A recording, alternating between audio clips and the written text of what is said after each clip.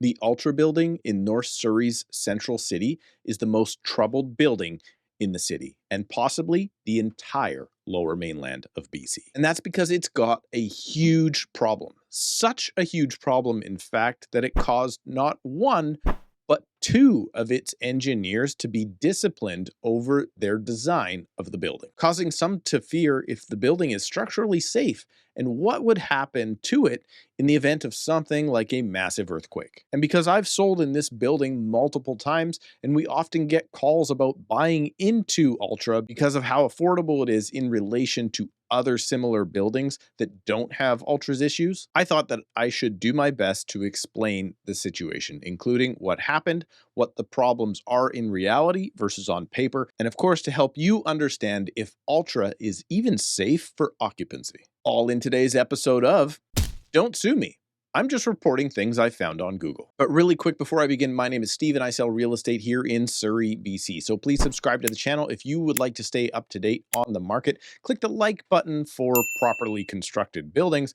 And if you're looking for real estate help in Surrey or across the Fraser Valley, you can book a call with me right now using the link in the description below at a time that works best for you. And now, on to discovering if Ultra indeed is a massive risk to the public, or if it's an undervalued gem riddled with paperwork problems and red tape. Now, first, gathering this information, I must tell you, this has kind of been a compilation of widely available public information that you can find just by Googling information about the building.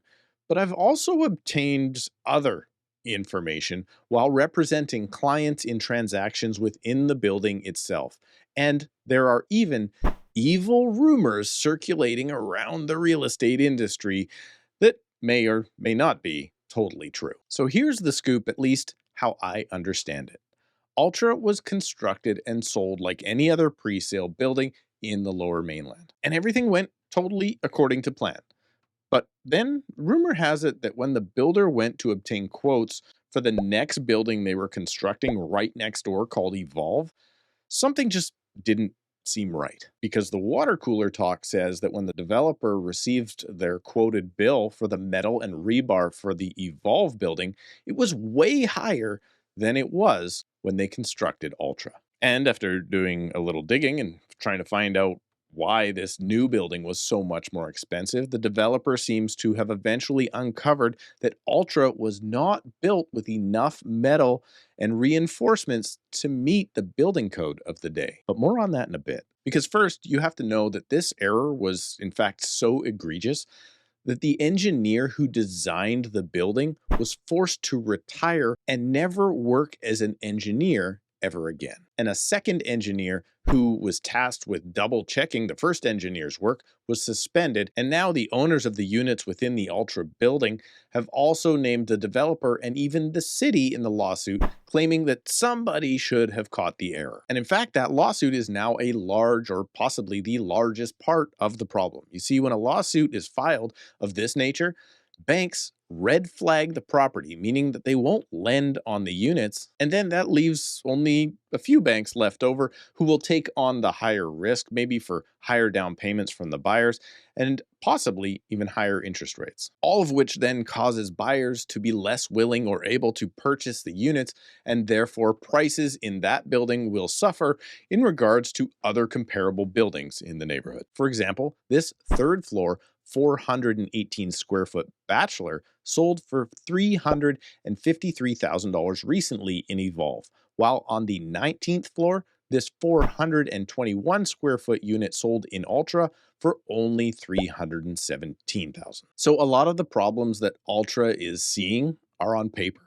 But is then the actual structure itself putting occupants and neighbors at risk? I mean, could the building really have issues with its capacity to handle high winds or even seismic events like an earthquake? Well, that part is kind of hard to say. Going back to the real estate rumor mill for a minute, it sounds like the building was indeed actually built to code, but just not the right code. There is some speculation that the engineer, remember that guy that was forced to retire? Well, it's assumed that he designed the building around codes that were not from the current 2010 to 2014 code when the building was constructed. But maybe in fact he did use the appropriate amount of metal and reinforcement from the previous code, say from, I don't know, maybe 2007. And indeed, if that is the case, then the building's probably not really in that big of a threat of, I don't know, say falling over, or at least no more of a threat than any other high-rise concrete buildings built in BC prior to the newest code being introduced. Because there's a very real argument that if Ultra is not safe to live in because it was under constructed due to an outdated code, then every other building constructed under that code is at just as big of a risk. Meaning that if you won't buy an Ultra because of the actual structural issue, then you probably shouldn't be looking at any buildings that are older than, say, 15 years old. So the construction itself is likely not Ultra's biggest issue. The problem seems to lay more within the actual paper itself, with low values and making Ultra an extremely hard asset to sell if you are an owner there. The good news is that, well, if you are a cash buyer and you aren't concerned about the building's reputation and the lawsuit, the rents you receive in Ultra are basically not affected by this at all. So there's opportunity for the riskiest investors. That being said, if I was not the savviest of investors with deep pockets looking for only cash flow, and say rather I was looking for my own first condo rental or even looking in the building to live in myself, well, I would probably leave Ultra off of my list and move on to another building with a little lesser of a reputation. And if you need help locating the right property for your home or investment in Surrey and the Fraser Valley, well, you can book a call with me right now using the link in the description below at a time that works best for you. Thank you for subscribing, clicking the like button, and we'll see you in a couple of days.